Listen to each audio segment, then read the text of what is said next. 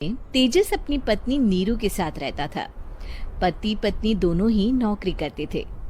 एक दिन तेजस गांव अपनी माँ के पास फोन करता है। हेलो, प्रणाम माँ। जीते रहो माँ, तुम दादी बनने वाली हो हैं? अरे वाह, ठीक है बेटा, मैं कल ही आती हूँ। जब माँ जी शहर पहुंची तो बेटे बहू ने बहुत अच्छे से स्वागत किया। लीजिए माँ जी, चाय। अरे गर्मा गर्म पकोड़े ले आओ माँ के लिए। नीरू रसोई में गई और 2 मिनट में ही पकोड़े ले आई। जी ये लीजिए। बहू जादू से बनाए हैं क्या? अभी तो रसोई में गई थी। यम्मी। माँ जी, शीला रसोई में पकोड़े तल रही है, मैं बस लेकर आई।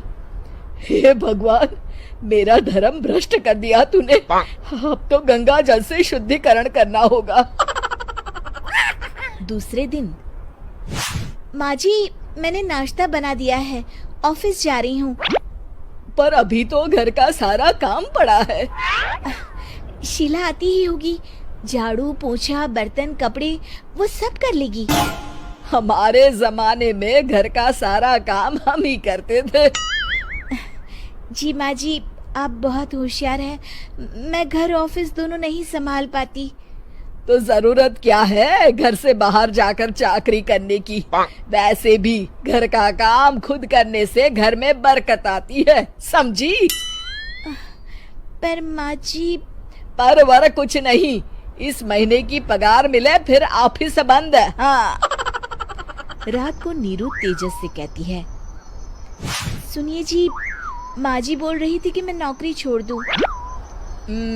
वैसे ठीक ही तो है, अभी तुम्हें आराम की जरूरत है।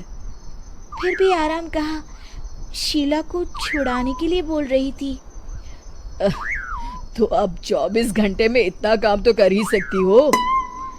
पर जॉब पसंद है मुझे, घर पर मन नहीं लगेगा।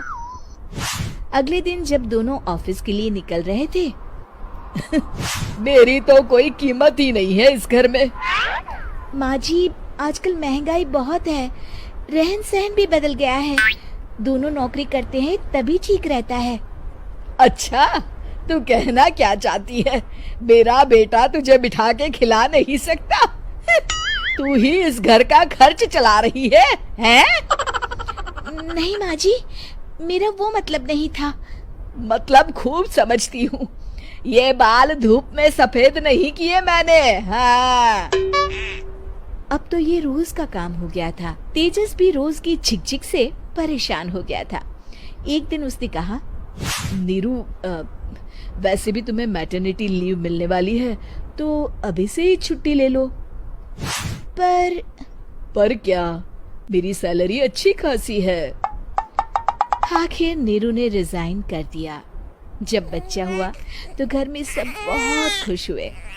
कुछ दिनों बाद तेजस फाइल देख रहा था। क्या हुआ तेजस, कुछ परेशान लग रहे हो? हाँ, वो हमारी जितनी सेविंग्स थी वो तो हॉस्पिटल में और छठी के फंक्शन में खत्म हो गई है नीरू। और अभी वैसे मंदी चल रही है तो मैं बोल रही थी कल मुन्ना को हेपेटाइटिस का टीका लगवाना है। नीरू, क्या पोस्टपोन नहीं कर सकते? नहीं जी, बिल्कुल नहीं।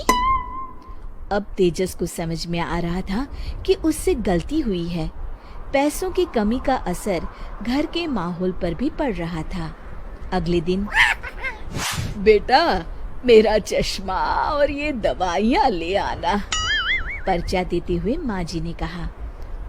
जी। तेजस, मुन्ना के लिए दूध का डिब्बा और डायपर भी ले आना, और ये किराने के सामान की लिस्ट है, इसे भी लाना है। तेजस गुस्से में लिस्ट मरोड़कर फेंकता है और चिल्लाता है, पैसे क्या पेड़ पर उगते हैं? ये ले आना, वो ले आना।